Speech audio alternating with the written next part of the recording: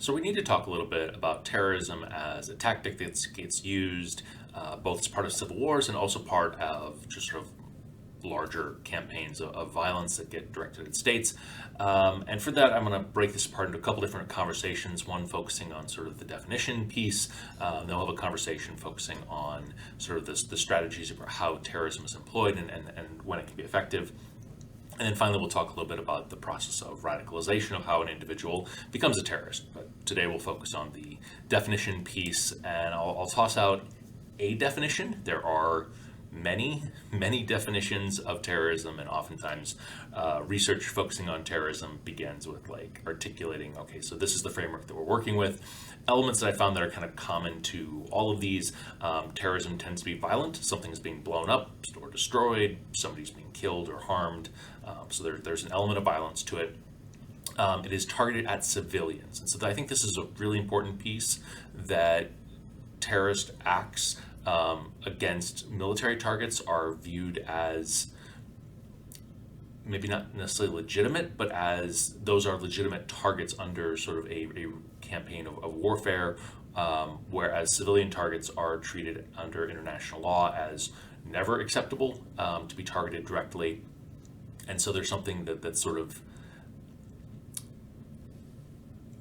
unacceptable about targeting civilians that gets sort of tied to this idea of terrorism. But this is one place where different definitions will disagree. Carried out by individuals or groups, not by states, right? So if a covert operations team goes in and blows something up, that's not terrorism. That's a state conducting a covert operation. Terrorism is conducted by actors who are not acting as on behalf of the state and not deployed by the state. Although, as we'll talk about, briefly, that some terrorism is state-sponsored. There's a use of clandestine attack methods. So terrorists rarely, march in formation and wear uniforms. They're engaging in remote attack, blowing things up remotely, or operating in a way that's hard to detect until there's sort of violence. And then they're using that violence to achieve a political goal. And again, I think this is a really important thing for folks, that terrorists are not, maniacs. They're not insane. There is a reason and a something that they're trying to achieve through this tactic that is worth paying attention to, and we'll discuss some of those possible policy goals that they're trying to achieve in a little bit. But I want to note that beyond that, we can also differentiate between terrorist groups that are maybe organic, sort of that have formed on their own, versus terrorist groups that are sponsored by states, right? States are providing a safe haven for them, they're providing training, they're providing funding or access to weapons. Those terrorist groups tend to be more dangerous and more persistent, or at least get perceived that way, because they have the resources that allow for them to overcome a lot of the challenges that would face other kinds of terrorist groups that are more organically emerging from within society. We also can differentiate between domestic terrorism, which occurs within one country, right? A terrorist is targeting his or her own political system, versus transnational terrorism, where you go across borders and blow up something to affect someone else's political system. The vast majority of terrorism is domestic terrorism. Transnational terrorism ends up becoming, I think, a concern for a variety of reasons. I think there's sort of a sense of like, this can come from anywhere and can be really problematic, but it's also really rare as a phenomenon. I think that's worth keeping in mind when having a conversation about terrorism and the scale of the threat posed by terrorism. So I'd mentioned this idea that terrorist groups are political actors, and so for that, I think we need to differentiate between individual terrorists who might be motivated by a whole range of things, some of which might be political, some of which might be financial, some of which might be ideological or fanatical, or mental illness potentially even. Terrorist organizations themselves,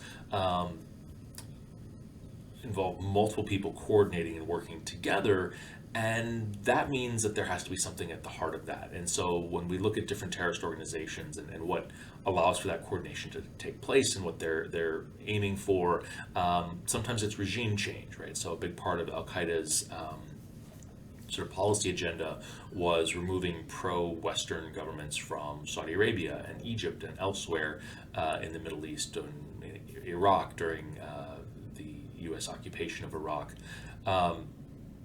It could be trying to shift territorial borders, and so you get terrorism campaigns in Sri Lanka and in the Basques in Spain who are trying to push a separatist agenda against a state. Could be policy change, right? So I think one of the things that Al Qaeda asked for early on, before its campaign of terrorism really ramped up, was for U.S. troops to withdraw from Saudi Arabia. That's a policy goal. That's something that you can negotiate over, and that's something that at least Al Qaeda articulated was part of the motivation for why they were engaging in the September 11th attacks and other attacks. Sometimes terrorists are targeting the civilian population because the kind of political goal that they want isn't something they can negotiate with the state. Well, maybe they can negotiate with the state, but it's something that they also are trying to enforce within the civilian population. And so we can think about social control as a form of terrorism, or terrorism as having a social control purpose. So the Taliban, targeting women who are not dressed appropriately, or attacking schools where girls are being educated, right? Those are social control goals of I'm trying to impose this very regressive and oppressive gendered system on society, and I'm using violence to do that. Likewise, the KKK would be an example of a group that used terror to disenfranchise African Americans and prevent them from being able to participate fully in society, to enforce a racial hierarchy through these campaigns of violence, right? Which is a political goal, but required sort of intimidating the population to be able to achieve, rather than just working with the state, negotiating something with the state. And then sometimes terrorism gets deployed on behalf of the state and in defense of the status quo. And so you may have paramilitary groups that are operating and targeting perceived enemies of the state through campaigns of terrorism that aren't necessarily sanctioned by the state, but certainly serve the interests of the state.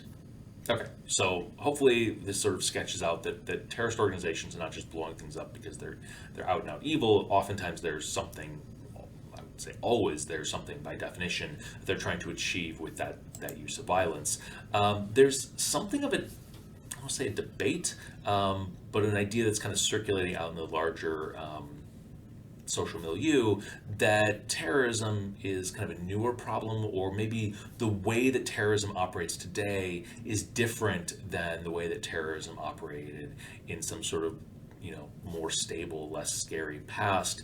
And this has kind of been crystallized by Martha Crenshaw in the old terrorism, new terrorism debate, in which she summarizes the arguments that other people are making about this change, or this perceived change. So one of the perceived changes is that terrorist groups of the past were very limited in their policy goals. They were groups that you could negotiate with, and they wanted to achieve a political goal that states could work with. And so if you're thinking about anti-colonialism, violence, maybe that fits a story that seems pretty plausible, that you can negotiate about whether Portugal maintains control of colonies. The argument then is that new terrorist groups are fanatical, they're zealots, they're putting forward absolutist goals that have no interest in negotiating over, and they're just waging violence to see the world burn. I'm not necessarily sure that that's accurate, and I think Al Qaeda was kind of pointed to as as sort of a classic example of this group. And Al Qaeda had a very clear list of policy goals that it wanted to see. Right, it wanted to see the United States withdraw from Saudi Arabia. It wanted to see regime change in Saudi Arabia and Egypt. I mean, those are things that you certainly can negotiate over, and there are potential other spaces for that to play out. Another argument is that terrorist groups in the past were very strategic, and very discriminate, and didn't, relish mass violence and the harm of civilians. I think there was a line that terrorism in the past was aimed at having an audience rather than having victims, that you wanted people to see that you could blow things up but not actually hurt them or alienate them, whereas terrorism today is maximally violent. It's to do, as much damage to as many civilians as you possibly can do, and people are even willing to engage in self-sacrifice to ramp up the level of destruction and violence. Suicide bombing being the kind of example of this. And I think that's probably cherry picking terrorism campaigns, or looking at terrorism campaigns in the past through a rose-colored glasses, where terrorism campaigns in the past did indiscriminately target civilians. And when we look at sort of the classic campaigns like in Algeria, bombing restaurants or the airport, were very much part of those terrorism campaigns to inflict violence on the civilian population, not just to have an audience, but to actually show that you can do maximal harm. And then another argument is that terrorist groups of the past were very hierarchical, they were disciplined, there was a chain of command, whereas terrorist groups of today have maybe a network structure, so they're diffused, there may be all these links that are hard to know and hard to define, or maybe there's even no structure at all. Maybe there's this phenomena of stochastic terrorism, where you sort of put out an ideology and you put out potential targets, and you sort of push out this idea that somebody ought to do something, and you hope that somebody out there, somebody will just sort of take that up, and in the interests of your organization and your cause, they will engage in violence, even though they have no direct contact with you other than they're getting this sort of messaging coming out. And this stochastic randomness terrorism can be really scary, because it can be very hard to defend against, because somebody who had previously had no connections with a terrorist organization can suddenly be participating in a campaign of violence. And this is one of the things that not Al-Qaeda, but ISIS was very good at sort of mobilizing, of saying, you don't necessarily need to come to Syria and join our organization. You can participate in our organization by targeting your own community. Stochastic terrorism is not a new phenomenon, and certainly it's being overstated how hierarchical terrorist groups of the past were. Terrorist groups, almost by definition, are operating in secret. They're operating under intense scrutiny from states, and it's very hard for them to maintain a organized command and control structure, and so they almost always end up splintering or fragmenting, or being forced to kind of operate independently with minimal oversight and control. And so this idea that terrorist groups of the past were hierarchical is probably not an accurate description. So this new and old terrorism argument, I think most political scientists are fairly skeptical of, that there's been a real change in terms of how terrorist groups are operating. And I think part of that skepticism comes from the fact that political scientists tend to view terrorists and terrorist organizations, maybe I should say terrorist organizations, as rational. They tend to see them in a way similar or not unlike states. And by rational, I don't necessarily mean smart or wise or good or just. I just mean that they are deploying the resources that they have according to strategies that they think will help them to achieve political goals, right? And that they have their goals, and that they're trying as efficiently as they know how to get those goals achieved. And so I guess the question would be, how do we know this? We could just, I guess, assert it and say, well, we think that people are rational, we think that organizations are reasonably rational, and so we're just going to claim that.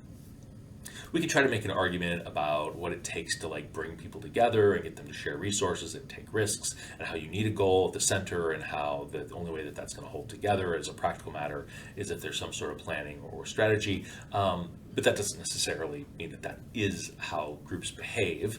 And so we can look at it empirically. And so one of the things that people have looked at is how terrorism plays out against different actors and against different settings. And so Robert Pape has kind of famously studied suicide terrorism and noticed that suicide bombing is deployed exclusively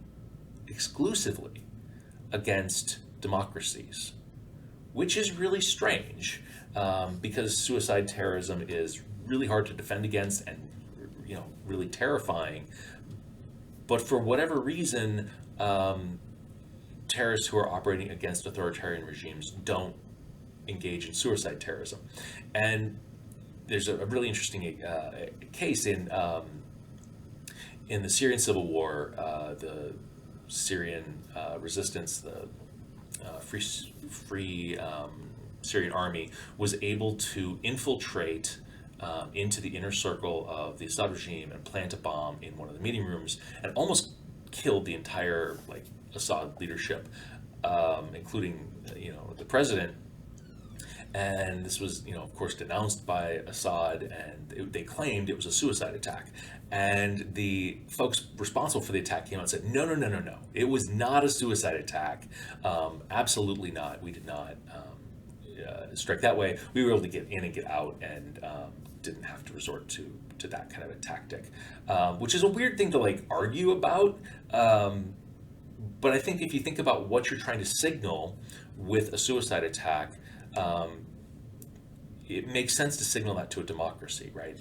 That if you're signaling as against a democracy that you're willing to go to these lengths to commit violence, that's a very powerful message that I think resonates with democracies, because A, there's sort of this belief that human beings and human life are important, and B, there's a sense of I need to protect my civilian population. This is really hard to do, whereas authoritarian regimes are maybe less sensitive to civilian costs and less concerned about people blowing themselves up. In fact, maybe that's a desirable thing, that your adversaries are blowing themselves up, and if the cost of that is some civilian casualties, well, maybe that's actually a good trade.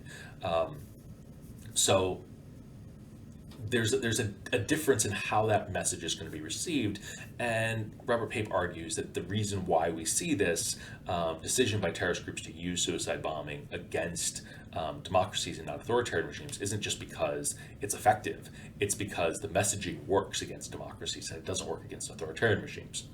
All right, that's actually kind of an interesting difference. Another way that we think that we see terrorist organizations operating strategically is that, again, and we'll talk about later, terrorist campaigns can have different kinds of purposes, right? You can try to provoke a state into taking, robust action against you, and in doing that, maybe you want something big and spectacular, like a September 11th attack, where the idea was that if the United States responds, it will go into Afghanistan and find itself enmeshed in a really difficult conflict that will drain it of resources over the long haul, which is sort of an argument that Al-Qaeda put forward about how it was using and thinking about the September 11th attacks, versus campaigns of attrition, where your goal is not to provoke a massive response, but instead to kind of wear down the political will of an adversary over the long haul.